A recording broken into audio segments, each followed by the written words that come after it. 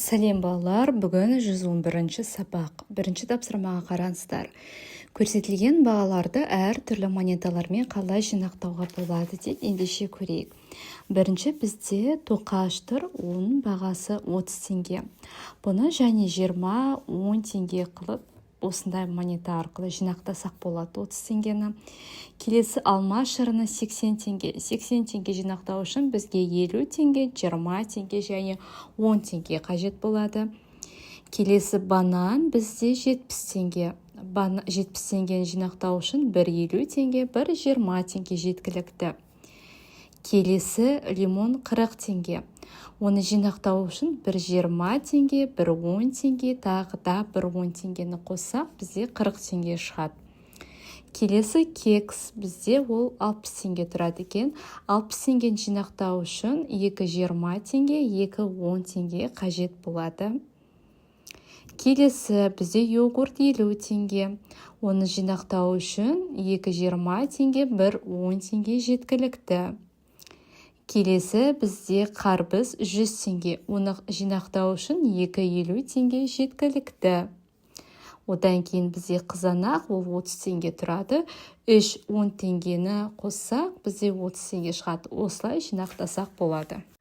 Балалар, естеріңде сақтап алыңыздар, монеталарды қалай ұсақтайды.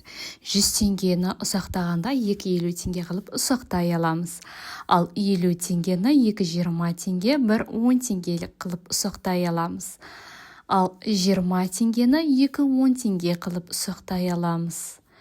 10 теңгені 2,5 теңге қылып ұсақтай аламыз. Ал 5 теңгені 2 теңге және 1 теңгемен ұсақтай аламыз. Ал 2 теңгені 1 теңгеліктен 2 қылып ұсақтай аламыз.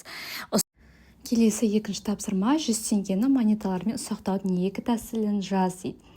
Бірінші тәсілі біз 100 теңгені 2,50 теңге қылып ұсақтай аламыз. Екінші тәсілі 100 теңгені 1,50 теңге, 20 теңгеліктен 2 және 1,10 теңге қылып ұсақтауға болады. Келесі үшінші тапсырма әмияндардағы монеталар саны мен теңгенің санын салыстыр дейді. Ендеше бірінші әмиянға қарайық. Бұл әмияндаа барлығы қанша монета бар? Біреу, екеу екен. Яғни бұл әмияндаа барлығы 2 монета бар. Бұл әмиянда неше теңге бар екен білуіміз керек. Яғни әмиянға қарасақ 50 және 20 теңге бар. Екеуін қоссақ 70 теңге болады. Яғни бұл әмиянда барлығы 70 теңге бар. Келесі әмиянды қарайық. Бұл әмиянда барлығы неше монета бар? Біреу, екеу, үшеу, 3 монета бар. Келесі теңге, бұл әмиянда барлығы неше теңге бар дейді. Әмияндағы теңгелерге қарайықшы, яғни 20 теңгеден 2 және 1,10 теңге бар екен. Бұлардың қосындысы 50 теңге болады. Яғни бұл әмиянда барлығы 50 теңге бар. Енді әмияндағы монеталардың санын салыстыратын болсақ, бірінші әмиянда 2 монета бар, екінші әмиянда 3 монета бар.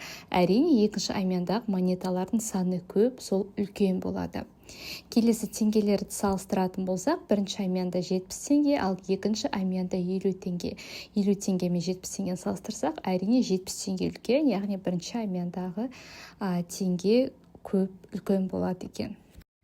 Келесі 4-ші тапсырма қысқаша жазылу бойынша өзара әкелі есептер құрастыр. Бірінші болды 100 теңге, жұмсалды 20 теңге, қалды белгісіз. Неше теңге қалған белгісі табу үшін 100 теңгеден 20 теңгені азайтамыз, сонда 80 теңге қалады. Жауабы қалды 80 теңге. Енді осы есептерге кері есептер шығаратын болсақ, болды 100 теңге, қалды 80 теңге, жұмсалғаны белгісіз.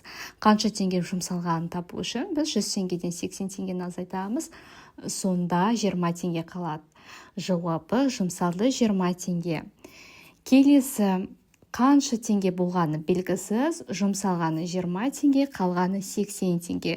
Ал қанша теңге болды, оны табу үшін біз 80 теңге мен 20 теңгені қосамыз, сонда 100 теңге шығады. Жауабы болды 100 теңге. Мінеге бүгінгі сабақ аяқталды. Каналға тіркеліп, видеоға лайк басуды ұмытпаңыздар.